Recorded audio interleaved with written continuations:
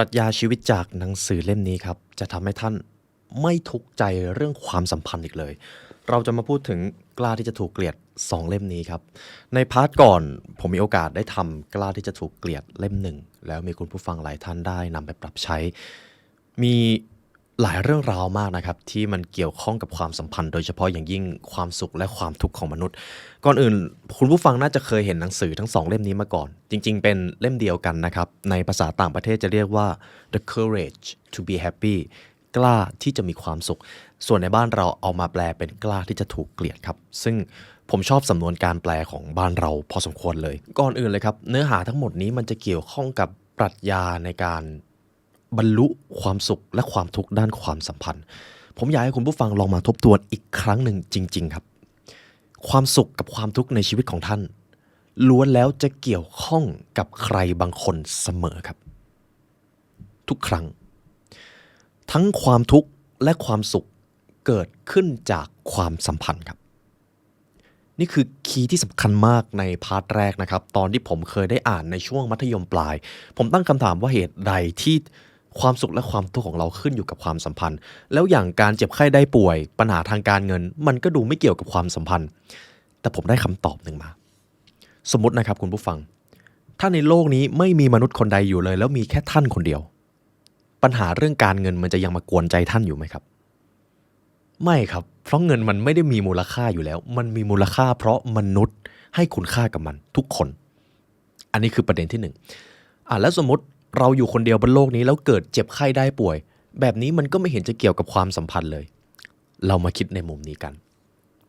สมมุติถ้าในโลกนี้ไม่มีมนุษย์อยู่แม้แต่คนเดียวท่านไม่มีความทุกข์แน่ๆแล้วท่านก็ไม่ได้มีความสุขด้วยแล้วทีนี้การเจ็บไข้ได้ป่วยมันคือความเจ็บปวดมันไม่ใช่ความทุกข์ครับสมมติผมออกกำลังกายจนเจ็บกล้ามเนื้อไปทั้งตัวเลยส่วนใหญ่ความเจ็บปวดนั้นผมไม่ได้รู้สึกทุกข์ผมอาจจะรู้สึกมีความสุขกับมันด้วยจริงๆแล้ว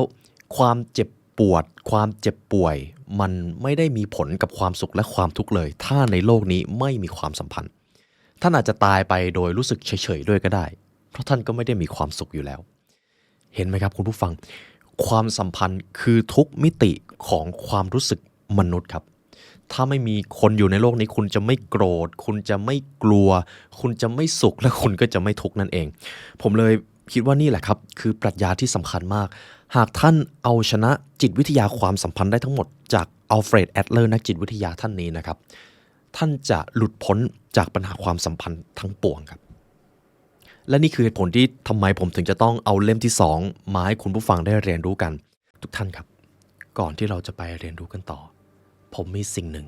อยากจะมาส่งมอบไปกับทุกท่านและเป็นสิ่งที่ผมใช้มาจนถึงทุกวันนี้ครับกิจวัตรยามเช้าของผมนะครับนอกจากการวิ่ง 10-20 โลก็จะมีเรื่องของสมองที่ผมต้องดูแลครับเหตุผลเป็นแบบนี้ครับการสรุปเนื้อหาหนังสือการนำคอนเทนต์มาถ่ายทอดให้กับทุกท่านเป็นงานที่ใช้ความคิดและใช้พลังงานสมองเยอะมากๆครับดังนั้นกิจวัตรการดูแลหรือบำรุงสมองของผมจึงเป็นสิ่งที่มองข้ามไม่ได้เด็ดขาดผมเลยต้องมีตัวช่วยครับและตัวช่วยที่ผมเลือกคือสิ่งนี้ครับทุกท่าน Fish Oil Soft Gel Fish Oil Soft Gel นี่ครับมีปริมาณโอเมก้า 3 ที่เทียบเท่าได้กับการรับประทานปลาจริงๆและที่สำคัญที่ผมได้รับคือความสะดวกครับและผมกำลังส่งต่อความสะดวกนี้ให้กับทุกท่านและจะเป็นใครอื่นไปไม่ได้ครับนอกจากโอเมก้า 3 Norway Daily จาก Clarity ครับทุกท่านจะเห็นได้ว่าแบรนด์นี้อยู่คู่ช่องเรามานาน Clarity ครับเป็นแบรนด์น้ำมันปลาซึ่งน้ำมันปลาของเขาได้รับการสกัดจากปลาทะเลน้ำลึกในประเทศนอร์เวย์ได้รับการตรวจสอบสารปนเปื้อนและที่สำคัญครับมีปริมาณโอเมก้า 3 ที่เพียงพอต่อความต้องการของร่างกายที่ต้องได้รับใน1 วันทุกท่านสามารถรับประทานสิ่งนี้ได้ทุกวันครับและผมรับประทานทุกวันเราต่างเป็นนักเรียนรู้เราพัฒนาตัวเองอย่างสม่ำเสมอเราใช้สมองหนักมากใช่ไหมครับทุกท่านเพราะสิ่งนี้จะทำให้ชีวิตเราก้าวหน้าการดูแลบำรุงรักษาสิ่งนี้จึงจำเป็นหากทุกท่านต้องการสั่งซื้อผลิตภัณฑ์ Clarity ครับทุกท่านสามารถดูได้ที่ www.clarity.asia/thelibrarychannel ครับหรือจะคลิกที่ลิงก์ข้างล่างก็ได้เดี๋ยวผมจะวางไว้ให้นะครับเป็นเกียรติอย่างยิ่งที่จะได้ส่งต่อสิ่งนี้ให้กับทุกท่านครับและเดี๋ยวเรามาเรียนรู้กันต่อครับ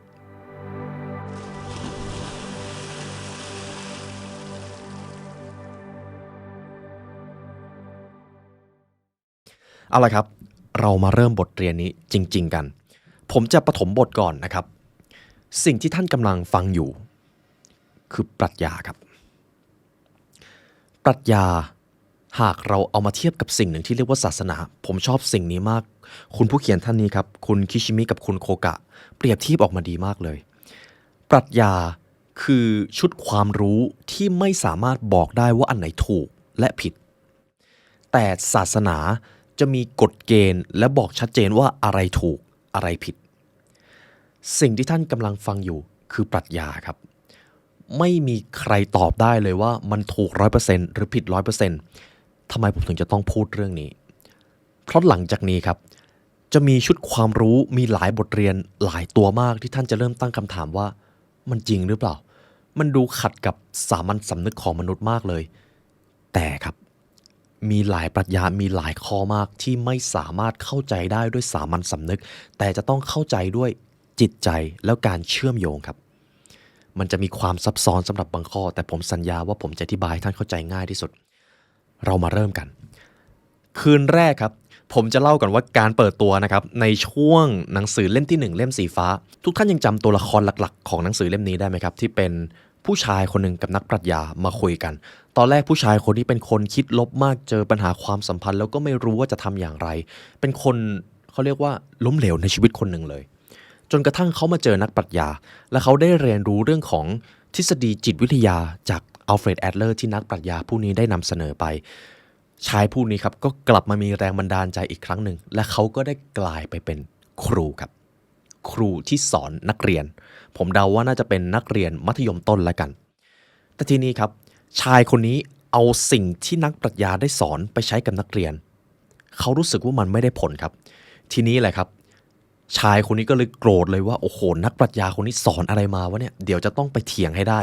ทีนี้ก็ง้างมาตั้งแต่บ้านเลยครับมาเจอนักปรัชญาเปิดประตูแล้วก็มาคุยเลยว่าสิ่งที่คุณสอนเนี่ยมันผิดผมไม่เห็นจะเอาไปใช้จริงได้เลยไหนเรามาดูกันอีกรอบว่าสิ่งที่อัลเฟรดแอดเลอร์สอนทุกอย่างเกิดขึ้นจากความสัมพันธ์อดีตไม่ได้กำหนดปัจจุบันหรือการมีชีวิตด้วยการไม่สนใจการยอมรับของผู้อื่นคือหนทางสู่อิสรภาพมันเอาไปใช้จริงไม่เห็นได้เลยไหนมาคุยกับผมทีโอ้โหตรงนี้เดือดมากครับในช่วงแรกเริ่มและทีนี้แหละครับพอเกิดการคุยกันต่อจากนี้จะเป็นบทเรียนว่าทั้งสองท่านนั้นคุยอะไรกันเฟสที่1ครับ The miracle way to bring the best from author เคล็ดลับอันมหัศจรรย์ที่จะทำให้ท่านค้นพบตัวตนที่ดีที่สุดของผู้อื่นและยังทำให้ผู้อื่นเคารพในตัวท่านในตอนที่ผู้ชายคนนี้ครับเขาได้ไปเป็นครูและเขาไปสอนนักเรียนผมอยากให้ทุกท่านเปรียบเทียบแบบนี้ครับสมมติคุณผู้ฟังเป็นครูเหมือนชายท่านนี้เลยครับแล้วครูมีหน้าที่สอนกับเปลี่ยนแปลงนักเรียนถูกต้องไหมครับทีนี้ผมอยากให้ทุกท่านเปรียบเทียบนักเรียนเป็นใครก็ได้ที่ท่านรู้สึกว่าเขาเป็นคนใกล้ชิดท่านอยากจะสอนอยากจะมอบหรืออยากจะเปลี่ยนแปลงบางอย่างในตัวเขาคนเหล่านั้นจะเปรียบเสมือนนักเรียนในชีวิตของท่านส่วนท่านเป็นครูจุดมุ่งหมายในการเป็นครูก็เพื่อที่จะให้นักเรียนได้เกิดการเปลี่ยนแปลงไปในทิศทางที่ดีขึ้นทีนี้สมมติท่านอยากจะเปลี่ยนแปลงนักเรียนคนหนึ่งแต่เขาเปลี่ยนยากเหลือเกินแถมเขายังต่อต้านด้วยท่านเกิดความทุกข์ถูกต้องไหมครับและจะต้องทำอย่างไรถึงจะสามารถพิชิตใจนักเรียนเหล่านั้นได้เพราะนี่เป็นอะไรที่สำคัญมากนะครับเรามักจะทุกข์ใจมากๆเวลาที่เราต้องเปลี่ยนแปลงใครสักคนและเขาไม่ตอบสนองความต้องการของเราถ้าท่านมีลูกท่านจะเข้าใจเรื่องนี้อย่างชัดเจนเลยบางทีลูกดื้อหรือบางครั้งเราเป็นคนรุ่นใหม่แล้วอยากให้คุณพ่อคุณแม่เข้าใจสิ่งที่เราฝันสิ่งที่เราจินตนาการแต่ส่วนใหญ่ด้วยความที่เกิดคนละยุคความเชื่อความคิดแตกต่างกันเราอยากจะให้ท่านเข้าใจก็เท่ากับว่าเราเริ่มอยากเปลี่ยนเขาแต่ส่วนใหญ่เรามักจะผิดหวังและเราก็เป็นทุกข์เรามาดูกันว่าเคล็ดลับที่จะทำให้บรรลุสิ่งนั้นคืออะไรข้อแรกครับพอชายผู้นี้ที่เป็นคุณครูได้คุยกับอาจารย์เขาบอกว่าเนี่ยผมไปสอนนักเรียนไม่ฟังเลยแล้วอาจารย์ก็บอกเองนี่ว่าห้ามตีห้ามลงโทษห้ามชมผมก็ทำตามที่นักปรัชญาตามที่อาจารย์บอกแต่นักเรียนมันยิ่งดื้อกว่าเดิมอีกไหนอาจารย์ลองบอกมาสิว่าที่ท่านสอนเนี่ยเอาไปใช้จริงไม่เห็นได้เลยก็เลยกลายมาเป็นบทเรียนที่1Respect is seeing a person as he is วิธีทำให้ผู้อื่นยินยอมทำในสิ่งที่ท่านปรารถนา สิ่งนั้นคือการเคารพและไม่ตัดสินครับนักปรัชญาที่เป็นอาจารย์ครับก็บอกคุณครูไปเลยว่าคุณรู้หรือเปล่าเหตุผลอะไรที่ทำให้นักเรียนไม่เชื่อฟังคุณเพราะนักเรียนเหล่านั้นรู้สึกว่าคุณคอยตัดสินพวกเขาอยู่ตลอดเวลาคุณต้องการให้นักเรียนเคารพแต่คุณไม่ให้ความเคารพกับนักเรียนก่อนมันเป็นแบบนั้นนั่นเองหากคุณต้องการให้นักเรียนปฏิบัติกับคุณเช่นไรคุณก็จะต้องทำแบบนั้นกับพวกเขาก่อนตอนนี้ครับนักปรัชญาได้บอกเอาไว้ว่าการเคารพคือการมองและยอมรับในสิ่งที่อีกฝ่ายเป็นมันคือการไม่พยายามไปเปลี่ยนแปลงความคิดความเชื่อของอีกฝ่ายโดยที่อีกฝ่ายไม่ยินยอมครับหากท่านเข้าใจสิ่งนี้ชีวิตท่านจะใช้ได้ง่ายขึ้นสมมตินะครับตอนนั้นนักปรัชญาบอกกับคุณครูว่าหากคุณจะต้องการทำให้นักเรียนพึ่งพาตัวเองได้เป็นคนที่ดีขึ้นวิธีที่ดีที่สุดเท่าที่คุณจะทำได้ก็คืออย่างแรกเคารพตัวตนของเขาก่อนเพราะถ้าคุณไม่เคารพตัวตนของนักเรียนก็จะรู้สึกว่าเขากำลังโดนตัดสินเขาก็จะไม่กล้าเปลี่ยนแปลงตัวเองดังนั้นการเคารพของคุณนี่แหละคือการที่ไม่ว่านักเรียนจะทำอะไรคุณก็จะเปรียบเสมือนคนที่คอยสนับสนุนแต่คุณจะบอกว่านักเรียนเธอสามารถตัดสินใจได้เลยส่วนครูมีหน้าที่แค่สนับสนุนหากเกิดความผิดพลาดมาเธอก็เป็นคนที่ได้เรียนรู้แต่ครูก็อาจจะเข้าไปช่วยอะไรไม่ได้แต่ครูจะสนับสนุนอยู่ตลอดเมื่อนักเรียนเกิดความรู้สึกแบบนี้เขาจะมีความกล้ามากขึ้นสิ่งนั้นแหละครับเรียกกันว่าความเคารพครับสมมติคุณผู้ฟังอยากจะเปลี่ยนแปลงใครอยากจะทำให้เขามาเคารพในตัวท่านท่านจะต้องยอมรับสิ่งที่เขาเป็นก่อนยอมรับในที่นี้ก็คือสมมติท่านมีแฟนแล้วแฟนท่านเนี่ยเป็นคนที่ทำอะไรขัดหูขัดตาท่านตลอดเลยท่านจะมีสองทางเลือกทางเลือกที่หนึ่งเดินเข้าไปด่าเลยกับทางเลือกที่สองลองตั้งคำถามดูว่าไหนเล่าให้ผมฟังหน่อยสิทำไมถึงเลือกทางเลือกนี้เผื่อผมจะได้เรียนรู้อะไรมากขึ้นนี่คือการเคารพครับหรือถ้าเขาทำอะไรผิดพลาดก็แค่จากนี้ไปเราจะทำอย่างไรกันดีพอผมแสดงความเคารพแบบนี้ไปเขาจะกล้ามากขึ้นและแน่นอนว่าสิ่งเหล่านี้แหละครับชุดคำถามเหล่านี้การเคารพเหล่านี้มันสัมผัสกันได้นี่คือข้อที่หนึ่งการเคารพคือการยอมรับในสิ่งที่คนคนนั้นเป็นโดยที่ไม่ใช่การไปเปลี่ยนแปลงผู้อื่นบทเรียนที่2 The objective of education is self-reliance เป้าหมายของการสอนคือการให้ผู้เรียนสามารถพึ่งพาตัวเองได้ข้อนี้สำคัญมากครับเผื่อวันหนึ่งท่านเป็นครูท่านจะต้องเข้าใจสิ่งนี้หรือวันหนึ่งท่านเป็นผู้ปกครองที่จะต้องดูแลใครสักคนท่านจะต้องรู้สิ่งนี้ครับการสอนเราทุกคนต้องสอนใครคนหนึ่งตลอดเวลาเมื่อเราโตมาถึงจุดหนึ่งเราเป็นพี่คนเราก็จะต้องสอนน้องเราเป็นคุณพ่อคุณแม่เราก็จะต้องสอนลูกเราเป็นคุณครูโอ้โหเราจะต้องสอนใครนับไม่ถ้วนเลยดังนั้นเป้าหมายของการสอนเนี่ยแหละครับคือสิ่งสำคัญมันคือการให้คนที่ได้รับการสอนพึ่งพาตัวเองได้ครับไม่ใช่การไปบังคับให้เขาเป็นในแบบที่เราต้องการยกตัวอย่างนะครับสมมุติว่าผมกำลังสอนเรื่องการตกปลาจุดประสงค์ของการสอนคือการให้นักเรียนรู้วิธีตกปลาด้วยตัวเองและสามารถตกปลาได้โดยที่ไม่ต้องหันมาถามผมเลย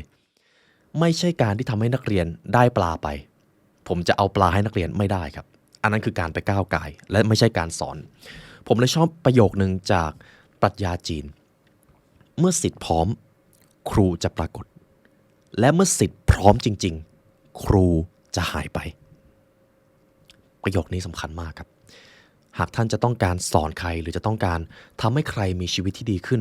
เป้าหมายนั้นคือการให้เขาสามารถพึ่งพาตัวเองรับผิดชอบชีวิตของตนเองได้ท่านไม่สามารถไปควบคุมบงการความเป็นไปในชีวิตของใครได้เลยสิ่งนี้บางครั้งเราเหมือนจะเข้าใจครับแต่มันก็มีหลายครั้งเช่นกันที่เราไปพยายามยัดเยียดความเชื่อไปบังคับไปแสดงความโกรธเกรี้ยวเวลาที่เขาทำอะไรไม่ได้ดั่งใจเราสุดท้ายคนที่ทุกข์เป็นใครครับก็เราอยู่ดีแต่ถ้าเราพยายามทำให้เขาพึ่งพาตัวเองได้เราแค่สอนเขาถึงจุดหนึ่งส่วนที่เหลือเขาจะรับหรือไม่ใช่ธุระของเรานี่คือบทเรียนข้อที่2ข้อที่3ครับ interest was other interest จงใส่ใจในสิ่งที่คนอื่นใส่ใจแล้วท่านจะได้รับความเคารพและการใส่ใจกลับคืนมาครับ ข้อนี้ครับทุกท่านอยากมีความสัมพันธ์ที่ดีในชีวิตไหมครับแน่นอนว่าอยากครับวิธีที่ทรงพลังและเลิศเลอที่สุดนะครับคือการ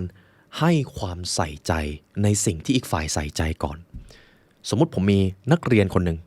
ถ้าเปรียบเทียบอย่างที่ผมบอกนะครับเขาอาจจะเป็นคนใกล้ตัวของท่านนักเรียนคนนี้ชอบในเรื่องของอาการวาดรูปแต่ผมเป็นคนชอบดนตรีและผมไม่ชอบการวาดรูปเลยวิธีที่ผมควรจะทำเพื่อที่จะสร้างความเคารพหรือความน่าเชื่อถือก็คือผมควรจะเรียนรู้เรื่องการวาดรูปแล้วก็ใส่ใจสิ่งที่นักเรียนคนนั้นทำได้ไม่ใช่การทำให้นักเรียนมาใส่ใจสิ่งที่ผมชอบไม่ใช่ครับเพียงเท่านี้แหละครับผมไปดูว่าทำไมชอบวาดรูปแบบนี้ไหนลองสอนผมหน่อยลองแนะนำผมทีว่าถ้าผมจะเรียนวาดรูปผมจะทำอย่างไรวิธีนี้ทำให้ผมได้ความเคารพมาอย่างมหาศาลครับเรื่องเหล่านี้เห็นไหมครับมันเป็นจิตวิทยามันเป็นปรัชญามันขัดกับความเป็นเหตุเป็นผลบ้างในบางแง่มุมผมอยากให้คนอื่นชอบผมแทนที่ผมจะทำให้เขาหันมาสนใจผมแต่ผมจะต้องไปสนใจเขาก่อนผมถึงจะได้ความเคารพมานี่คือจิตวิทยาครับมันเป็นศิลปะนี่คือข้อที่3นะครับหากท่านต้องการทำให้ใครเคารพและสร้างความสัมพันธ์อันดีด้วยมิตรไมตรีจิตต่อท่านจงใส่ใจพวกเขาเสียก่อนแล้วท่านจะได้รับข้อที่4ข้อนี้ครับคุณผู้ฟังเป็นอีกข้อหนึ่งที่ถูกถกเถียงกันมากที่สุดผมอยากให้ทุกท่านลองมาเรียนรู้ด้วยกันดู present order past ปัจจุบันกำหนดอดีตอดีตกับอนาคตไม่มีอยู่จริงอดีตไม่ได้กำหนดปัจจุบันข้อนี้เรามาคุยกันครับเหตุผลอะไรที่อดีตจริงๆแล้วไม่ได้กำหนดปัจจุบันสมมุติว่าในตอนเด็กๆผมมีปมอย่างหนึ่งเป็นปมที่ใหญ่มากแล้วพอผมโตมาปุ๊บผมก็กลายเป็นคนมีปมเหตุผลก็เป็นเพราะปมในอดีตทำให้ผมกลายเป็นคนแบบนี้ในปัจจุบันคำถามที่น่าสนใจอย่างยิ่งอดีตมันกำหนดปัจจุบันจริงๆหรือเปล่าสมมุติผมเติบโตมาในสภาพแวดล้อมที่ไม่ดีเลวร้ายเมื่อผมโตมาผมจะต้องกลายเป็นคนเลวร้ายแบบ100%เลยหรือเปล่าและสมมุติถ้าผมเป็นจริงๆนั่นก็หมายความว่าทุกๆคนในโลกนี้ที่เติบโตมาในสภาพสังคมที่เลวร้ายเมื่อโตขึ้นเขาจะต้องเป็นคนที่เลวร้าย 100%แต่ในโลกนี้จริงๆแล้วยังมีคนที่เป็นคนดีเลิศเป็นคนประสบความสำเร็จเป็นผู้นำทั้งที่ในตอนเด็กๆเขาเติบโตมาในสภาพแวดล้อมที่เลวร้ายมันก็เลยเกิดการตั้งคำถามครับแล้วอดีตมันกำหนดปัจจุบันจริงๆหรือเปล่าหากท่านมาเรียนรู้ปรัชญาของอัลเฟรด แอดเลอร์เขาก็จะตอบตรงๆอดีตไม่ได้มีอยู่จริงอนาคตก็ไม่ได้มีอยู่จริงคุณเอาปัจจุบันเป็นเป้าหมายแล้วเอาอดีตมาอ้างเพื่อที่จะสนับสนุนเป้าหมายในปัจจุบันต่างหากสมมตินะครับคุณผู้ฟังผมเป็นคนที่ยากจนแล้วผมก็รู้ด้วยว่าถ้าอยากจะประสบความสำเร็จผมต้องขยันทำงานหนักแต่ผมกลับมีข้ออ้างอย่างหนึ่งก็ผมไม่ได้เกิดมาในครอบครัวที่รวยผมเกิดมาในสภาพแวดล้อมที่ไม่ดีผมจะไปร่ำรวยได้อย่างไรสิ่งนี้ครับความจริงเลยก็คืออดีตไม่ได้กำหนดปัจจุบันของผมแต่ปัจจุบันของผมมองว่าตัวเองเป็นคนยากจนแล้วผมไม่อยากจะเปลี่ยนแปลงตัวเองเพราะการที่จะประสบความสำเร็จมันต้องทำงานหนักมันต้องเรียนรู้ศาสตร์ใหม่ๆมันต้องเพิ่มความทรหดผมไม่อยากเปลี่ยนแปลงตัวเองวิธีที่ง่ายที่สุดคืออะไรครับผมก็เอาข้ออ้างในอดีตมาอ้างสิครับว่า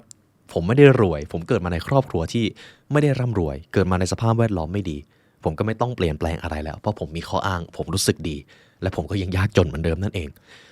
เห็นไหมครับคุณผู้ฟังอดีตไม่ได้กำหนดปัจจุบันครับปัจจุบันกำหนดอดีตคนที่อยู่ในครอบครัวที่ทำให้มีปมสุดท้ายแล้วตัวตนในปัจจุบันต่างหากที่เอาปมในตอนเด็กๆนั้นมาอ้างข้อนี้มันอาจจะฟังดูแล้วเจ็บปวดครับแต่มันจริงครับมันคือความจริงที่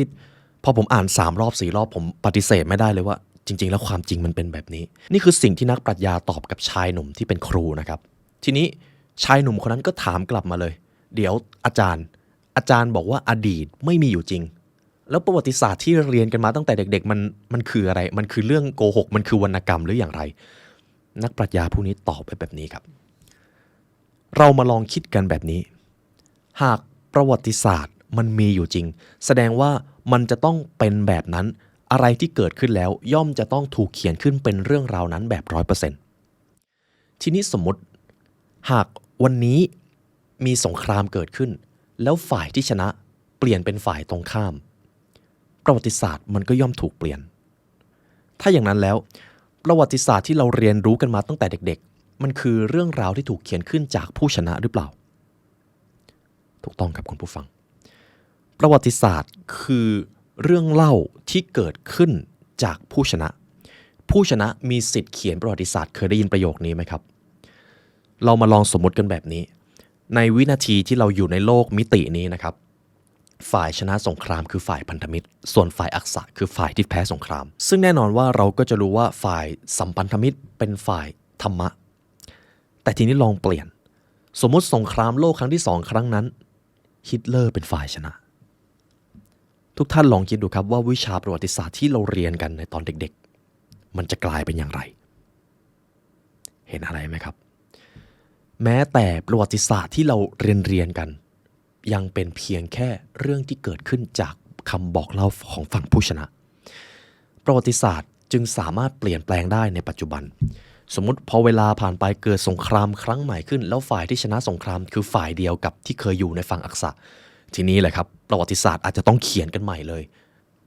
ปัจจุบันกำหนดอดีตและกำหนดอนาคตทีนี้ทุกท่านน่าจะเข้าใจมากขึ้นแล้วว่าอดีตกับอนาคตมันไม่ได้มีอยู่จริงอนาคตมันยังมาไม่ถึงเราไม่รู้ใช่ไหมครับเราได้เพียงแค่คาดการณ์จะเป็นไปได้มากหรือจะเป็นไปได้น้อยก็อยู่ที่กฎของความน่าจะเป็นแต่ปัจจุบันนี่แหละครับคือสิ่งที่กำหนดทุกสิ่งข้อนี้ครับหากท่านต้องการที่จะมีความสุขปัจจุบันนี้ท่านสามารถเลือกได้เลยเพราะมันคือสิ่งเดียวที่ท่านมีครับนี่คือบทเรียนข้อที่4และผมเชื่อว่านี่คือบทเรียนที่แพงมากๆผมใช้เวลาทำความเข้าใจแล้วมาถ่ายทอดให้ทุกท่านเป็นเกียรติอย่างยิ่งจริงๆครับสำหรับข้อนี้เรามาดูข้อที่5กัน The two ways of loser แนวคิด2ประการของผู้ไร้สุขท่านจงหาประการที่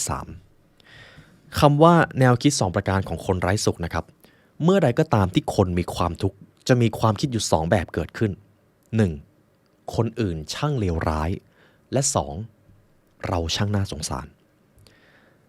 นักปรัชญาผู้นี้ครับพอคุยกับชายหนุ่มก็บอกเลยว่าคนที่ล้มเหลวคนที่มีความทุกข์คนที่ไม่สามารถหาความสุขในชีวิตได้ส่วนใหญ่ความคิดของเขาก็จะจมอยู่กับแค่2กรอบนี้ไม่คนอื่นแย่เราก็น่าสงสารมันจะอยู่เท่านี้เลยครับลองสังเกตดูครับเวลาคนมีความทุกข์มักจะมองว่าทำไมสถานการณ์ในชีวิตจะต้องทำกับเราแบบนี้ทำไมคนอื่นจะต้องทำกับเราแบบนี้ทำไมประเทศจะต้องเป็นแบบนี้ทำไมเศรษฐกิจจะต้องไม่ดีอย่างนั้นอย่างนี้นี่คือกรอบความคิดของผู้ไร้สุขกับอีกกรอบความคิดหนึ่งเรามันแย่นี่หว่าก็เรามันโชคร้ายมาตั้งแต่เกิดอยู่แล้วนี่เรามันไม่ได้หล่อไม่ได้รวยอันนี้ก็คืออีกกรอบความคิดหนึ่งเรานี่มันช่างน่าสงสารคนที่เป็นทุกข์จะมีแค่2อย่างถ้าหากอยากหลุดพ้นจาก2กรอบนี้ท่านจะต้องหากรอบที่3ครับเป็นกรอบความคิดที่จะทำให้ท่านค้นพบความสุขและความก้าวหน้าในชีวิตกรอบนั้นก็คือจากนี้ไปจะทำอย่างไรใช่ครับแล้วจากนี้ไปจะทำอย่างไรดีเพียงแค่เราถามตัวเองด้วยประโยคนี้นะครับความทุกข์มันจะเปลี่ยนไปเลยมันจะเปลี่ยนไปว่าท่านไปมองหาโอกาสท่านจะไปเริ่มมองหาทางออกมากขึ้นในยามที่เจอปัญหาในยามที่เจอความทุกข์มีใครทำอะไรให้ท่านไม่พอใจหรือท่านรู้สึกหมดความเคารพในตัวเองลองถามด้วยสิ่งนี้โอเครู้แล้วว่าทุกข์รู้แล้วว่าตัวเองกำลังเจอปัญหาแล้วจากนี้ไปจะทำอย่างไรเท่านี้เลยครับวิธีคิดนี้แหละครับจะนำมาซึ่งความสุขแก่ท่านนี่คือเฟสแรกครับการได้รับความเคารพจากผู้อื่นรวมไปถึงการได้รับความเคารพจากตัวท่านเองสิ่งนี้สำคัญอย่างยิ่งเฟสนี้เป็นการคุยออกรถมากครับระหว่างนักปรัชญากับชายหนุ่มเป็นการคุยที่รู้สึกว่าหากท่านมีโอกาสได้อ่าน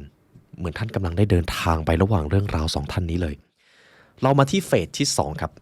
Why negate reward and punishment เหตุใดที่การชมและการดุด่าจึงไม่ใช่เรื่องจำเป็นในความสัมพันธ์ข้อนี้เป็นอีกข้อหนึ่งที่เราจะต้องมาถกกันครับคือเรื่องนี้ผมสงสัยมากจนต้องเอาไปคุยกับผู้ร่วมงานในบริษัทนะครับ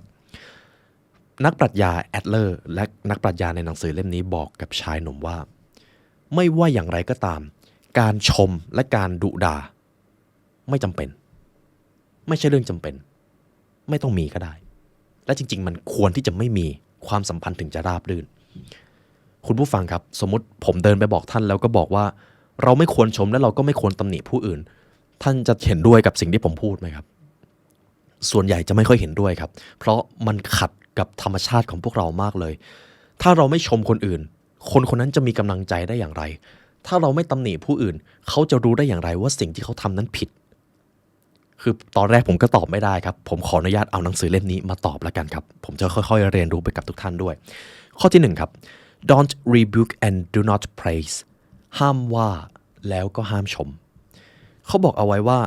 สมมติทำไมเราถึงไม่ควรชมเรามามองบริบทแรกก่อนยังจำได้ไหมครับท่านเป็นครูและมีนักเรียนอยู่ใกล้ๆท่านนักเรียนเหล่านั้นเปรียบเสมือนคนข้างกายท่านเมื่อท่านชมมันหมายถึงการประเมินคนไร้ความสามารถจากผู้ที่มีความสามารถเด็กที่กระหายคำชื่นชมจากพยายามพิสูจน์ให้ตัวเองดูดีหรือดูสำเร็จไม่ว่าจะต้องทำในสิ่งที่ผิดศีลธรรมหรือไม่หรือเมื่อสังคมกระหายการชื่นชมสภาพแวดล้อมแห่งการแข่งขันมันก็จะเกิดขึ้นแล้วเมื่อการแข่งขันเกิดขึ้นจากการที่ทุกคนต้องการคำชื่นชมมันจะเกิดการแข่งแย่งชิงดีชิงเด่นขัดแข้งขัดขาซึ่งกันและกันในความสัมพันธ์และเรื่องของการแบ่งฝักแบ่งฝ่ายถ้าเรียกในที่ทำงานก็คือการเมืองมันก็จะเกิดจากการชื่นชมหรือการให้รางวัลนี่คือข้อแรกครับเหตุผลที่ไม่ควรชมทีนี้ชายหนุ่มที่เป็นครูก็บอกมันถูกหรือเปล่าเนี่ยครับคือถ้าเราไม่ชมเด็กเลยแล้วเขาจะมีกำลังใจได้อย่างไรนักปรัชญาก็ตอบตรงๆเลยสมมติคุณชมเด็กถ้าคุณคิดว่าเด็กจำเป็นจะต้องได้รับการชื่นชมแสดงว่าเด็กคนนั้นจะต้องทำทุกอย่างเพื่อได้รับคำชมแล้วถ้ามันเป็นแบบนั้นคุณจะแน่ใจได้อย่างไรว่าโตขึ้นเขาจะเป็นคนที่ไม่อีโก้สูงคุณจะแน่ใจได้อย่างไรว่าเมื่อเขาโตไปเขาจะเป็นคนที่ไม่คดโกงผู้อื่นเพราะเขาต้องการคำชมทีนี้สมมติถ้าเขาเป็นคนที่ต้องการคำชมแสดงว่าเขาจะเป็นคนที่อ่อนไหวกับคำตำหนิมากถ้าอย่างนั้นแล้วสมมติเขาโดนตำหนิเขาจะสูญเสียความมั่นใจไปทั้งหมดเลยหรือเปล่าหรือเขาอาจจะโกรธคนที่มาตำหนิเขาด้วยผมตอบไม่ได้ครับว่าถูกหรือผิดแต่นี่คือสิ่งที่นักปรัชญาบอกมาผมอยากฟังมุมมองคุณผู้ฟังมากเลยในเรื่องของการห้ามชมแต่ถ้าให้ผมถอดมุมมองตัวเองออกไปเลยแล้วก็ให้เชื่อในหนังสือเล่มนี้นะครับเพราะการชมมันก่อให้เกิดปัญหาการชมก่อให้เกิดความหยิ่งเด็กที่ต้องการคำชมมากๆก็คือเด็กที่คิดว่าตัวเองจะต้องเหนือกว่าผู้อื่นแล้วเมื่อเด็กมีกรอบความคิดแบบนั้นมากๆเข้าเขาจะมองว่าคนรอบข้างเป็นคู่แข่งหรือถ้าแย่หน่อยก็คือเป็นศัตรูของเขาเลยและทุกท่านลองคิดดูครับว่าสภาพแวดล้อมแบบนั้นความสัมพันธ์จะเป็นกันอย่างไรเกิดการแข่งแย่งกันใช่ไหมครับเกิดการเขาเรียกว่าแข่งขันแล้วทำลายซึ่งกันและกันธุรกิจที่จะประสบความสำเร็จควรเป็นธุรกิจที่ปรารถนาที่จะร่วมมือกันสร้างสังคมไม่ใช่ธุรกิจที่ปรารถนาที่จะแข่งขันแล้วก็ทำลายซึ่งกันและกันท่านอยากอยู่ในโลกไหนครับโลกที่ทุกคนร่วมมือกันหรือโลกที่ทุกคนแข่งขันแล้วก็ขัดแข้งขัดขากันท่านอยากอยู่โลกไหนซึ่งแน่นอนครับการห้ามชมคือหนทางไปสู่โลกใบแรกนั่นเองที่ทุกคนร่วมมือกันทีนี้เราวางเรื่องการห้ามชมไปก่อนเรามาดูตัวที่2การห้ามตำหนิถ้าเราไม่ตำหนิคนอื่นแล้วถ้าเกิดเขาทำผิดแล้วเราไม่ตำหนิเขาจะรู้ตัวเหรออย่างนี้เขาก็ทำไปเรื่อยๆสิชายหนุ่มที่เป็นครูถามไปแบบนั้นครับนักปรัชญาก็ตอบไปตรงๆเลยเมื่อท่านตำหนิมันคือการทำลายความกล้าในตัวตนของอีกฝ่ายผมอยากให้คุณผู้ฟังลองนึกถึงช่วงเวลาที่ท่านทำอะไรสักอย่างแล้วโดนตำหนิแรงๆอย่างเช่นในการทำงานหรือในครอบครัวของท่านจะรู้สึกว่าสูญเสียความกล้าไปเลยใช่ไหมครับโอ้ทำอันนี้แล้วโดนตำหนิไม่กล้าทำแล้วเวลาทำก็กลัวที่ระแวงว่าจะโดนด่าอีกก็ไม่ทำการตำหนิจึงเป็นการทำลายความกล้าในตัวตนของอีกฝ่ายนี่คือเหตุผลที่1ในแง่ของเด็กนะครับหนังสือเล่มนี้กล่าวว่าสิ่งที่ผู้ใหญ่อย่างเราควรทำคือการส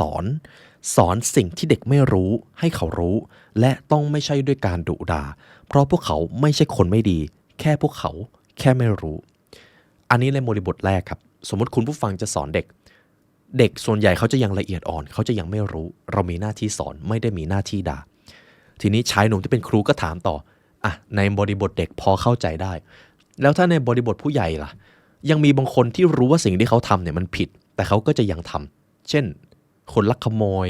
คนชอบใช้วาจาไม่ดีต่อผู้อื่นคนชอบทำร้ายร่างกายผู้อื่น คนเหล่านี้รู้นะครับว่าสิ่งเหล่านี้มันไม่ดีแต่เขายังทำอาจารย์ไหนอาจารย์ลองอธิบายสิว่าสิ่งนี้เราไม่ควรตำหนิหรือเปล่าและทุกท่านครับนักปรัชญาก็ตอบได้ครับแล้วตอบดีด้วยผมขออนุญาตอ่านให้ฟังจริงอยู่ครับเด็กที่ชอบทำตัวมีปัญหาทั้งที่รู้ว่าเป็นเรื่องไม่ดีมันมีอยู่เยอะมากถือได้ว่าเป็นคนส่วนใหญ่ของกลุ่มที่มีพฤติกรรมก่อปัญหาเลยแต่คุณเคยรู้สึกแปลกใจหรือเปล่าพวกเขารู้อยู่แก่ใจแท้ๆว่ามันเป็นเรื่องไม่ดีถ้าทำแล้วจะถูกลงโทษแต่ก็ยังเลือกที่จะทำคุณสงสัยหรือเปล่าว่ามันเป็นเพราะอะไรมันดูไม่สมเหตุสมผลเลยชายหนุ่มก็บอกก็เป็นเพราะพวกเขาขาดความยับยั้งชั่งใจไงครับถ้าหยุดคิดสักหน่อยก็จะเห็นผลพวงที่ตามมาอยู่แล้วแต่ก็ยังทำอยู่ดีนักปรัชญาก็ตอบครับคุณคิดว่ามันเป็นอย่างนั้นจริงๆเหรอครับเป็นไปได้หรือเปล่าว่าพวกเขามีสาเหตุทางจิตใจอย่างอื่นแอบแฝงอยู่ลึกๆชายหนุ่มก็งงแล้วก็ถามเดี๋ยวนะครับอาจารย์จะบอกว่าคนที่ทำผิดทั้งที่รู้ตัวพวกเขาทำโดยที่มีสติสัมปชัญญะครบถ้วนอย่างนั้นเหรอครับซึ่งตรงนี้ครับจะยาวนิดนึงนะครับนักปรัชญาบอกว่าจริงๆแล้วคนที่ทำผิดทั้งที่รู้ตัวว่าสิ่งที่เขาทำมันผิดส่วนใหญ่แล้วพวกเขาทำโดยที่รู้ตัวนั่นแหละครับเพียงแค่ว่าเขามีสาเหตุทางจิตวิทยาแฝงอยู่ซึ่งมี5ขั้นตอนตรงนี้ผมจะขออนุญาตสรุปแบบกระชับนะครับหลักจิตวิทยาแอดเลอร์แบ่งสาเหตุทางจิตใจอยู่เบื้องหลังพฤติกรรมก่อปัญหาออกเป็น5ขั้นตอนคุณผู้ฟังเคยเห็นใครสักคนที่ทำอะไรผิดแล้วโดนด่าเขาโดนด่าและเขาก็ยังทำอยู่ทุกท่านเคยเห็นไหมครับหรือท่านเคยเห็นนักเรียนที่ชอบทำตัวเกเรแต่ได้รับความสนใจจากเพื่อนเคยเห็นไหมครับสิ่งนี้มีพฤติกรรมทางจิตวิทยาคอยผลักดันอยู่ซึ่งมี5ขั้นตอนเราจะมาค่อยๆเรียนรู้กันขั้นตอนแรกครับเป้าหมายขั้นที่1ของพฤติกรรมก่อปัญหาคือต้องการการชื่นชมครับเขาจะทำตัวเป็นเด็กดีต่อหน้าพ่อแม่ครูและคนอื่นๆถ้าเป็นผู้ใหญ่ที่ทำงานในองค์กรเขาจะเป็นคนที่ดูกระตือรือร้นในการทำงานเขาจะนอบน้อมเวลาอยู่ต่อหน้าเจ้านายและรุ่นพี่ทั้งหมดนี้ก็เพื่อให้ตัวเองได้รับการชื่นชมนี่คือจุดเริ่มต้นของปัญหาเกือบทุกๆพฤติกรรมก่อปัญหาเลยมันเป็นเหตุผลครับเมื่อมนุษย์ต้องการคำชื่นชมมากเกินไปเขาอาจจะทำตัวเป็นเด็กดีต่อหน้าผู้อื่นถึงแม้เขาจะฝืนตัวเองอยู่ก็ตามซึ่งปัญหาไม่ใช่อยู่ที่ว่าการทำดีครับแต่ปัญหาการกระทำดีที่มีประโยชน์ของพวกเขามีเป้าหมายเพียงแค่การได้รับการชื่นชมสิ่งนี้จะทำให้เกิดสภาวะของการแข่งขันซึ่งกันและกันหรือเกิดการแบ่งแยกซึ่งกันและกันนั่นเองมาแล้วครับพฤติกรรมขั้นที่1เหตุผลที่มันเป็นปัญหาก็คือสมมติคุณผู้ฟังมีนักเรียนคนหนึ่งเขาเป็นคนทำดีมากเลยแล้วท่านอยากให้เขาทำดีเพราะเขาอยากทำดีหรืออยากได้รับคำชื่นชม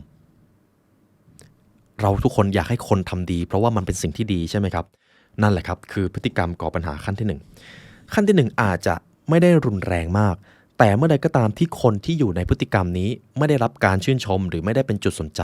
เขาก็จะไม่ทำในสิ่งที่ดีถึงแม้เขาจะรู้ตัวก็ตาม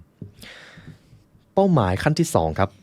เราจะเรียกกันว่าการเรียกร้องความสนใจครับสำหรับขั้นนี้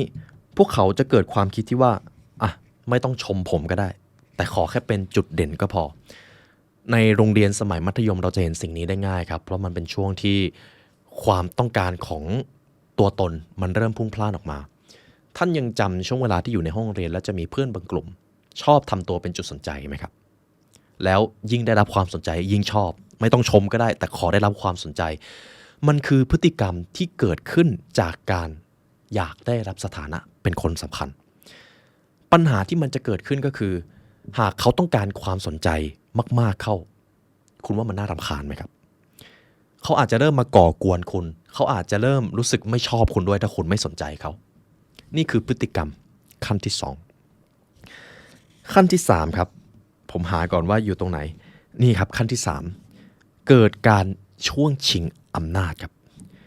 คนที่อยู่ในขั้นนี้จะมีพฤติกรรมไม่ฟังใครจะชอบยั่วยุท้าทายแล้วพร้อมมีเรื่องตลอดเวลาหากเปรียบเทียบกับนักเรียนนะครับนักเรียนที่ชอบท้าทายครูนักเรียนที่พร้อมหาเรื่องครูตลอดเวลาเลยคนเหล่านี้จะชอบโอ้อวดอำนาจและแสดงให้เห็นว่าตัวเองอยู่ในสถานะที่พิเศษกว่าคนทั่วไปด้วยการหาเรื่องเพื่อเอาชนะหากเป็นในวัยผู้ใหญ่ครับผู้ใหญ่ที่พร้อมจะท้าทายพร้อมที่จะมีเรื่องตลอดเวลาคือคนที่อยู่ในขั้นนี้ครับมีปัญหาทางพฤติกรรมช่วงชิงอำนาจ ทีนี้ขั้นที่3เราก็รู้สึกว่ามันรุนแรงแล้วใช่ไหมครับยังมีขั้นที่4กับขั้นที่5ขั้นที่4คือการแก้แค้นนักปรัชญาอธิบายว่าเมื่อทุ่มสุดตัวเพื่อชิงอำนาจแล้วแต่ยังไม่สำเร็จและยังคงเป็นคนที่ไม่มีสถานะพิเศษในสังคมคนกลุ่มนี้จะถอยกลับแล้วกลับมาด้วยการที่จะแก้แค้นครับทำยังไงก็ได้ให้อีกฝ่ายเจ็บปวดเห็นไหมครับการแก้แค้นสมมุติทุกท่านเคยได้ยินคำว่าสตอกเกอร์ไหมครับสตอกเกอร์ถ้าเล่าถึงส่วนใหญ่ก็คือสตอกเกอร์เคยจะเป็นคนธรรมดาที่ไปชอบใครสักคนแล้วรู้สึกว่าไปชอบเขาและเขาไม่ชอบกลับก็เลยรู้สึกว่างั้นแก้แค้นมันซะเลยลองตามติดชีวิตดูลองตามทุกบริบทการใช้ชีวิตดูให้เขารู้สึกกลัวเราไปเลยอย่างน้อยก็ได้รับความสนใจจากเขาละนี่คือพฤติกรรมของสตอกเกอร์ขั้นที่4แล้วสำหรับคุณผู้หญิงนะครับจะระแวงสิ่งนี้มากๆเพราะสตอกเกอร์เป็นอะไรที่คุณผู้หญิงหลายท่านกลัวมากซึ่งมันน่ากลัวจริงๆแต่แรงขับดันเบื้องลึกทางจิตวิทยาของสตอกเกอร์ก็คือแก้แค้นนี่เองครับยิ่งสนใจเขายิ่งชอบพฤติกรรมขั้นที่5ครับขั้นที่5นี้เรามีเรียกกันว่าแสดงให้เห็นว่าไร้ความสามารถประมาณว่ามีความเป็นอพาร์ตี้ไม่เอาโลกไม่ต้องมาสนใจแล้วจะทำตัวเป็นคนที่เหลวแหลกนี้ไปทั้งชีวิตนักปรัชญาบอกเลยว่าขั้นที่4กับขั้นที่5คุณไปช่วยอะไรไม่ได้แล้วครับมีแค่หมอเท่านั้นและจริงๆหมอเองก็ยังบอกเลยว่าขั้นที่4กับขั้นที่5มันโหดมันยากมากมันจะต้องใช้เวลาเยียวยาสูงเลยซึ่งพฤติกรรม1 2 3ท่านยังพอที่จะเข้าใจได้และมันเป็นเหตุผลว่าทำไมการว่าและการตำหนิมันก่อให้เกิดพฤติกรรมก่อปัญหาทั้ง5ตัวนี้ครับผมจะลงลึกเท่านี้พอครับเพราะผมเชื่อว่าพอท่านฟังมาถึงตรงนี้ก็คิดตามถึงประสบการณ์ที่ผ่านมาในชีวิตในระดับหนึ่งเห็นไหมครับพอมันเป็นเรื่องจิตวิทยาบางอย่างมันไม่ใช่เหตุและผลบางส่วนไม่สามารถทำความเข้าใจได้ด้วยสามัญสำนึกทั่วไปมันจะต้องมาคิดวิเคราะห์แล้วก็เชื่อมโยงกันเป็นแบบแผนเลยอย่างที่ผมได้เล่าให้ทุกท่านไปเอาล่ะครับเราวางเรื่องข้อที่1ไปข้อที่2 Violence is the name of communication การสื่อสารที่มีชื่อว่าความรุนแรงครับทุกท่านสงสัยไหมครับเวลาที่เราไม่พอใจหรือใครสักคนเวลาเขาไม่พอใจแล้วเขาจะระเบิดอารมณ์ออกมาได้เร็วเหลือเกินพูดง่ายๆก็คือทำไมเขาดูขาดวุฒิภาวะจังแล้วทำไมมนุษย์ชอบใช้ความรุนแรงไม่ว่าจะเป็นทางอารมณ์หรือทางกายภาพเหตุผลอะไรที่มนุษย์ถึงใช้ความรุนแรงนะครับในการรับมือกับบางสถานการณ์การใช้ความรุนแรงมันคือการกระทำที่ใช้ต้นทุนต่ำที่สุดสมมุติครับผมมีนักเรียนคนหนึ่งและผมอยากจะสอนเขาทำผิดผมสามารถเลือกได้2ทางที่1คือสอนดีๆอธิบายให้เขาค่อยๆเข้าใจด้วยเหตุและผลกับทางเลือกที่2ชี้หน้าด่านักเรียนเลยว่าเองมันไม่ได้เรื่องวิธีไหนมันง่ายกว่ากันครับคำตอบคือวิธีที่2ครับเพราะผมก็แค่ระเบิดอารมณ์แล้วก็บอกไปเลยว่าไอ้นักเรียนคนนี้มันไม่ได้เรื่องแต่ผลลัพธ์จะเป็นอย่างไรไม่รู้นะครับเพียงแค่ว่าผมคิดว่าวิธีนี้สมองมันคิดว่าวิธีนี้ง่ายสุดสมองก็เลยชอบการใช้ความโกรธมันเลยง่ายกว่าการควบคุมตัวเองแล้วก็อธิบายด้วยเหตุและผลนั่นเองและนี่ก็เป็นเหตุผลสำคัญว่าทำไมชีวิตของมนุษย์ส่วนใหญ่จึงมักจะเจอปัญหาจากสภาวะด้านมืดทางอารมณ์นักปรัชญาเขากล่าวครับหากมนุษย์ใช้ความรุนแรงเขาจะสามารถยัดเยียดข้อเรียกร้องต่างๆให้อีกฝ่ายทำตามได้การใช้ความรุนแรงจึงเป็นการสื่อสารที่ใช้ต้นทุนที่ต่ำที่สุดแต่มันก็เป็นพฤติกรรมที่แสดงถึงมนุษย์ที่ขาดวุฒิภาวะได้อย่างชัดเจนเช่นกันความโกรธคือสิ่งที่ดึงให้มนุษย์ออกห่างจากกันท่านอย่าได้พ่ายแพ้ให้กับความโกรธเด็ดขาดครับตัวแรกคือความโกรธที่เราจะมาคุยกันเวลาเราไม่พอใจอะไรใครอย่าใช้ความโกรธครับจำได้ไหมครับห้ามว่าแล้วก็ห้ามชมกับอีกตัวหนึ่งทุกท่านยังจำตอนที่เราเป็นเด็กทารกได้ไหมครับจริงๆเราน่าจะจำไม่ได้เราลองมองเด็กทารกแล้วกันเวลาเขาเกิดอะไรที่มันไม่ได้ดั่งใจเขาจะทำอย่างไรครับตะโกนร้องไห้ใช่ไหมครับเพราะ1เขาไม่สามารถช่วยเหลือตัวเองได้กับ2เขาไม่รู้ว่าการควบคุมตัวเองคืออะไรสำหรับมุมมองเราทารกพฤติกรรมนั้นเรายังเข้าใจได้แต่เมื่อผู้ใหญ่เขามีพฤติกรรมเหมือนทารกเท่านั้นแหละครับเราจะเริ่มตั้งคำถามแล้วว่าคนนี้เขาเป็นอะไรทำไมเขาดูขาดวุฒิภาวะจังเหตุผลก็สั้นๆครับ เพราะเขารู้สึกว่าการใช้ความโกรธการโวยวายมันคือการกระทำที่ใช้ต้นทุนต่ำและวุฒิภาวะของเขาไม่ได้ตามตัวตนที่โตขึ้นของเขามันก็เลยเป็นเหตุผลนั่นเองว่าทำไมเขาถึงไม่ควบคุมตัวเองนี่คือข้อที่2ครับแต่ย้ำอีกครั้งนะครับการใช้ความรุนแรงมันคือการกระทำที่ใช้ต้นทุนต่ำที่สุดมันเลยเป็นเหตุผลว่าทำไมท่านมักจะเจอคนที่มาโกรธท่านโดยที่ไม่มีสาเหตุท่านมักจะเจอคนใช้อารมณ์ด้านลบกับท่านได้ง่ายเหลือเกินบางครั้งขอให้เข้าใจตรงนี้ครับเมื่อท่านเข้าใจความเป็นมนุษย์ท่านก็จะยอมรับว่าพวกเขาก็เป็นในแบบที่พวกเขาเป็นนั่นเองและชีวิตท่านจะราบรื่นครับและท่านจะรู้ตัวเลยว่าเวลาที่ท่านโกรธท่านจะต้องควบคุมตัวเองทีนี้ข้อที่3ข้อนี้คีย์แพงมากครับสำหรับท่านใดที่เจอความคาดหวังจากคนอื่นมาบงการจนรู้สึกว่าตัวเองไม่สามารถเป็นตัวของตัวเองได้ผมขอส่งมอบข้อนี้ให้กับทุกท่านครับ One can choose one own life ชีวิตของท่านเลือกได้ในช่วงเวลาหนึ่งที่ระหว่างนักปรัชญากับชายหนุ่มพูดคุยกันครับมาถึงหัวข้อนี้เคยสงสัยไหมครับเหตุผลอะไรที่ผู้ใหญ่หรือคนรอบข้างชอบมาควบคุมชอบมาบงการให้เราทำแบบนั้นแบบนี้สงสัยกันไหมครับผมจะเล่าสาเหตุให้ฟังแล้วมันลึกมากหรือบางทีท่านอาจจะยังไม่เคยรู้มาก่อนเหตุผลที่ท่านควรละเว้นจากการชมและการตำหนิเหตุเพราะเด็กที่ไม่รู้ภาษาหรือมนุษย์ที่ต้องการพึ่งพาคำชี้แนะจากคนอื่นอยู่ตลอดเวลาไม่ใช่ว่าพวกเขาไม่มีตรรกะแต่เป็นเพราะพวกเขาไม่มีความกล้าพอที่จะเลือกวิถีทางเดินของตนเองหากท่านชื่นชมมันจะสร้างการยึดติดให้บุคคลยึดติดกับการชื่นชมนั้นและเขาจะไม่ทำสิ่งใหม่ๆอีกเลยหากมันไม่ได้รับคำชื่นชมหรือหากท่านตำหนิเขาก็จะยิ่งไม่กล้าทำสิ่งใหม่ๆอีกหากมันทำให้เขาเกรงว่าจะถูกตำหนิซึ่งนั่นก็คือพันธนาการอันน่าสะพรึงดังนั้นครับท่านจะต้องกล้าใช้ชีวิตของตัวเองเท่านั้นถึงจะหลุดจากความคาดหวังของคนอื่นย้ำอีกครั้งนะครับท่านจะต้องเลือกวิถีทางเดินชีวิตของตนเองด้วยตนเองเพื่อตนเองเท่านั้นครับหากท่านใช้ชีวิตด้วยการให้คนอื่นมาชี้แนะหรือต้องการให้คนมาคอยบงการบอกว่าจะต้องใช้ชีวิตอย่างนั้นใช้ชีวิตอย่างนี้โอกาสที่จะมีความสุขหรือพึงพอใจในชีวิตอย่างเต็มที่แทบจะเป็น0ครับเท่านั้นเลยครับนี่คือที่มาของชื่อหนังสือเล่มนี้กล้าที่จะถูกเกลียดหรือกล้าที่จะมีความสุขเหตุผลอะไรที่คนมักจะไม่ค่อยมีความสุขในชีวิตเพราะพวกเขาไม่กล้าที่จะใช้ชีวิตในแบบของตนเองผมจะอ่านตัวนี้ให้ฟังนะครับคนส่วนใหญ่ไม่กล้าในสิ่งนี้เพราะการใช้ชีวิตตามคำชี้แนะของผู้อื่นมันง่ายมันไม่ต้องคิดอะไรแต่มันก็ไม่ได้นำมาซึ่งความสุขแก่พวกเขาด้วยเช่นกันในชีวิตของท่านจะต้องเคยเจอผู้ใหญ่หรือคนรอบข้างที่มาบอกว่า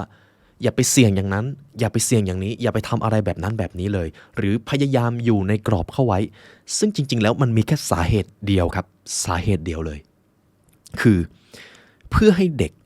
อยู่ภายใต้การควบคุมของตนเองเพราะผู้ใหญ่ไม่อยากรับผิดชอบผลลัพธ์ที่ตามมาครับเขาเลยพยายามให้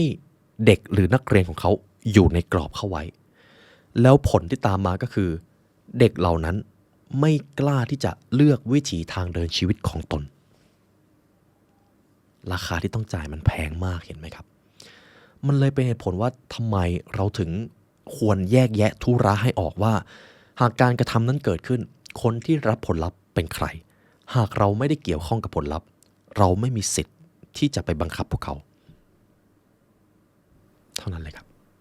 และคนอื่นก็ไม่มีสิทธิ์ที่จะมาบังคับชีวิตของท่านได้หากผลลัพธ์ที่มันเกิดขึ้นท่านคือคนเดียวที่จะต้องรับผิดชอบท่านมีสิทธิเลือกชีวิตตนเองตั้งแต่วันนี้ครับเพราะผมเชื่อว่าส่วนใหญ่ทางเลือกในชีวิตของท่านเกือบ 90% มีแค่ตัวท่านคนเดียวที่ต้องรับผิดชอบแต่หลายครั้งเราเอาความคิดเห็นเราเอาการบังคับของคนอื่นมาร่วมด้วยซึ่งความผิดก็ไม่ได้อยู่ที่ใครครับอยู่ที่เราเองเพราะเราไม่ได้เลือกทางเดินชีวิตของเราเองครับ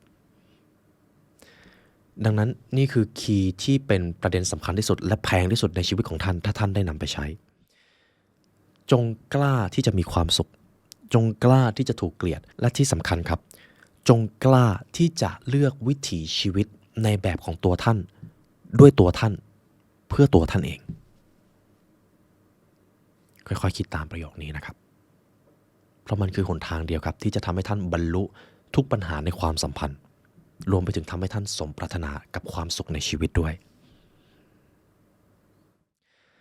เอาล่ะครับนี่คือเฟสที่2เป็นความรู้ที่ผมรู้สึกว่ามันจะยิ่งใหญ่มากถ้าทุกท่านเข้าใจอย่างลึกซึ้งขนลุกเลยครับสำหรับการอ่านบทเรียนนี้ต่อไปครับเรามากันที่เฟสที่3บ้าง From the principle of competition to cooperation ว่าด้วยการแข่งขันไปสู่ความร่วมมือข้อแรกก็คือ negate praise based development อย่าสอนผู้อื่นด้วยการชมเพราะมันจะก่อให้เกิดการวิ่งมาราธอนที่ขัดขาซึ่งกันและกันแล้วมันจะอาจเป็นต้นเหตุของข้อที่2ด้วยแต่ผมจะอธิบายข้อนี้ก่อนจำได้ไหมครับที่ผมบอกว่าเมื่อท่านชมแล้วสมมติเด็กๆทุกคนอยากได้คำชมมันจะเกิดการขัดแข้งขัดขาซึ่งกันและกันซึ่งโลกที่เราควรจะสร้างจริงๆก็คือโลกที่ทุกคนให้ความร่วมมือและความจริงใจซึ่งกันและกันมันเป็นโลกที่น่าอยู่กว่าการขัดแข้งขัดขากันแน่ๆและการไม่ชมคือคำตอบและทีนี้มันก็เกิดคำถามสมมติถ้ามีใครทำดีแล้วเราไม่ชมเขาอะแล้วเราจะต้องทำอย่างไรนักปรัชญาก็จะตอบคุณก็ขอบคุณเขาสิจบเลยครับขอบคุณเขาขอบคุณมากเลยที่อุตส่าห์พยายามสร้างสิ่งนี้มาให้รู้สึกดีมากเลยครับขอบคุณนะครับจบครับขอบคุณซึ่งทุกท่านเชื่อไหมครับว่าสำหรับบางคนการพูดคำว่าขอบคุณและคำว่าขอโทษคือสิ่งที่จะไม่มีทางเกิดขึ้นกับคนคนนั้นเลยอันนี้ซึ่งมันเป็นเรื่องจิตวิทยาส่วนบุคคลนะครับแต่การขอบคุณและขอโทษบางทีมันอาจจะเป็นสิ่งที่สำคัญกว่าการชมและการด่าด้วยซ้ำขอบคุณครับข้อแรกข้อที่2 reward gives rise to competition รางวัลก่อให้เกิดสงครามและการแย่งชิงอย่างที่ผมได้บอกครับเมื่อทุกคนต้องการได้รับรางวัลเกิดอะไรขึ้นครับเกิดการแย่งชิงพอเกิดการแย่งชิงในบริบทที่ใหญ่ขึ้นเริ่มไม่ถูกกันแล้วเพราะคนนั้นก็อยากได้รางวัลเราก็อยากได้รางวัลแต่รางวัลมีจำกัดสงครามครับการต่อต้านทางผลประโยชน์เกิดขึ้นซึ่งกันและกันข้อที่3 synergize not competition จงร่วมมือไม่ใช่การแข่งขันและสิ่งเดียวที่จะสร้างสิ่งนั้นให้มันเกิดขึ้นได้คือสิ่งที่เรียกว่า democracy ครับประชาธิปไตยข้อนี้มาแล้วครับนักปรัชญาบอกกับคุณครูท่านนี้ว่าทุกคนมีสิทธิในการสร้างกฎระเบียบที่ยึดถือร่วมกันหากมีคนทำผิดแน่นอนเขาควรได้รับโทษตามกฎระเบียบแต่กฎระเบียบเหล่านั้นควรที่จะถูกสร้างขึ้นจากทุกๆคนไม่ใช่คนที่มีอำนาจเพียงแค่คนเดียวสิ่งนั้นเรียกกันว่าประชาธิปไตย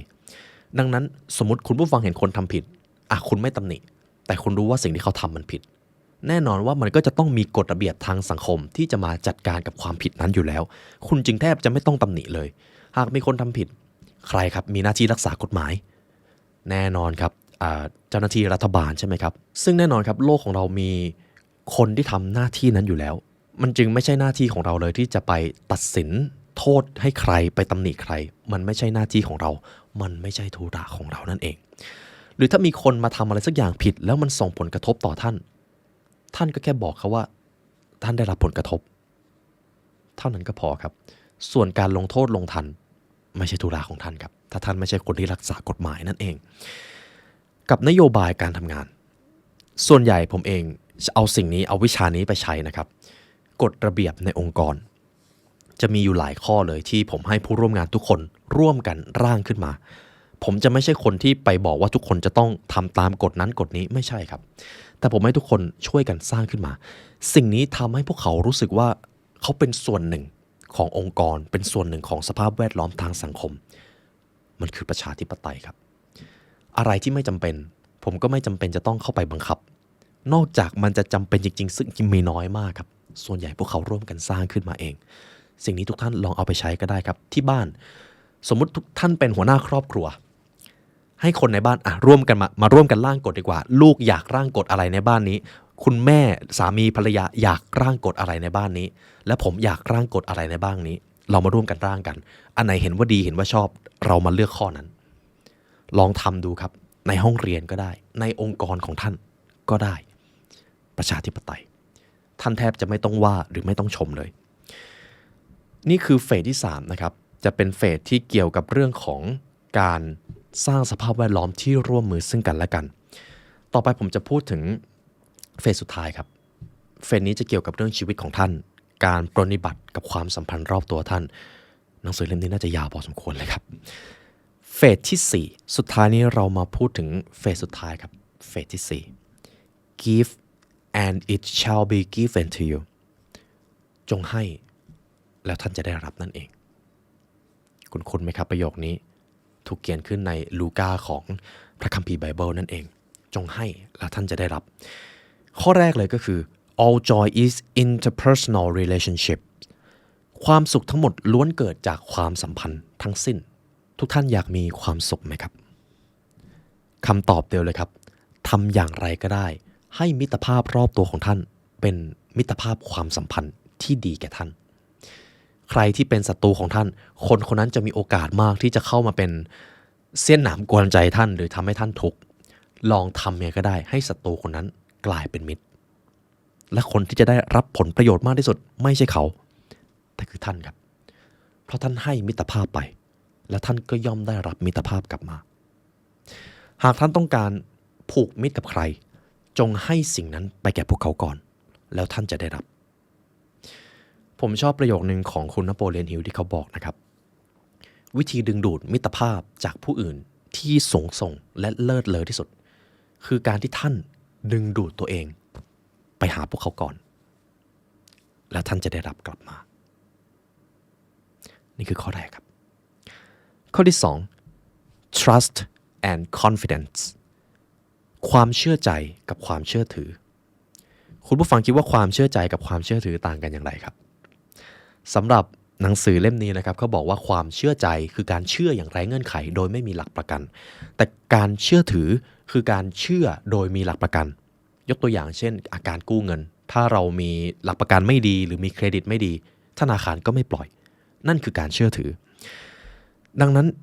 การเชื่อโดยมีหลักประกันคือการเชื่อถือส่วนการเชื่อใจคือการเชื่ออย่างไร้เงื่อนไขหากความสุขของมนุษย์ทั้งหมดเกิดขึ้นจากความสัมพันธ์ความสัมพันธ์นั้นจะต้องเกิดขึ้นภายใต้ความเชื่อใจครับเท่านั้นเลยครับหากท่านไม่สามารถคบกับใครด้วยความเชื่อใจได้เลยท่านจะไม่มีทางค้นพบความสุขในชีวิตได้เช่นเดียวกันท่านถึงจะสามารถเห็นความสุขในชีวิตได้อันเป็นสิ่งสำคัญในแท้จริงเมื่อท่านเริ่มเชื่อใจใครสักคน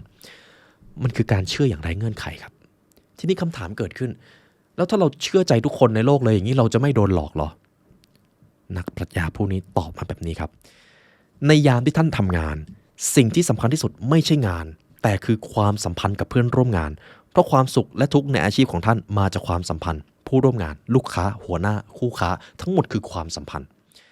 ต่อให้อีกฝ่ายโกหกหรือหักหลังท่านก็จะต้องเชื่อใจเขาต่อไป